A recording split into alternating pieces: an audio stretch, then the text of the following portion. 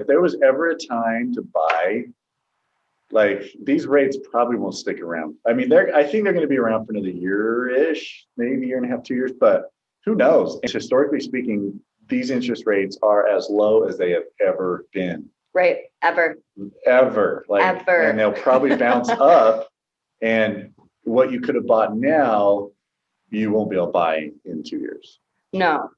And this is real. And I think this might be another conversation, but I found it really interesting to look up amortization calculators and evaluate the difference between buying a home at because people are worried about buying in a escalated market. Yeah.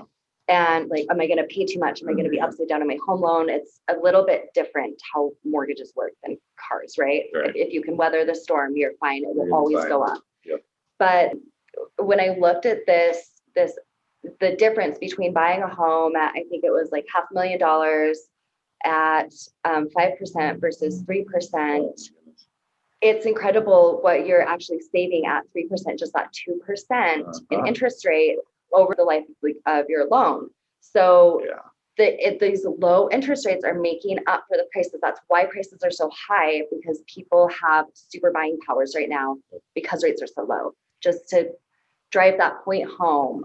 Now is the time. Everyone should be borrowing money right now. Yes. Yeah, everybody should be, because you won't be regretting it. Borrow money, leverage your equity. Now, quick note on what Sarah said as far as, okay, so like a car, you buy it and you lose value and it just, until it becomes an antique, then maybe it comes up. On a house, it constantly goes up in value. So if you buy it here, like we we're talking about at the beginning, it's going to be up here in a couple of years. There are moments in history, like 07, 08, the Great Recession.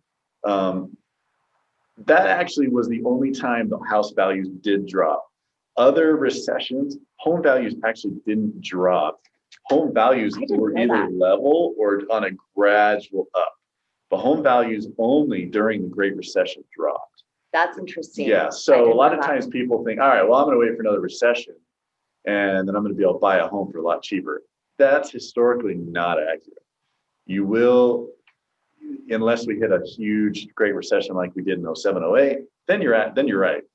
But historically speaking. But interest rates will probably go up as prices come down, right?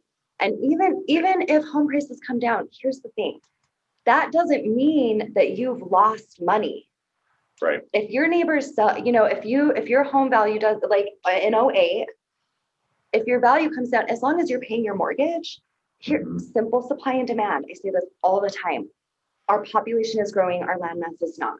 Right. Now, the amount of houses that are being built are, but there's only we're way behind on inventory. There's not enough homes. It's so scarce. And so it will always, even if it does a little bit up down, it will always come back up historically. And it's not, this is not like a 10+ year plan. I mean, over the course of 5 years, even like you said, or 6 years, it should statistically appreciate by about $100,000. About $300,000 home, exactly. So on a $300,000 home, which is a $9,000 down payment, that's a pretty good return. It's a pretty dang good return. That's a pretty dang good return.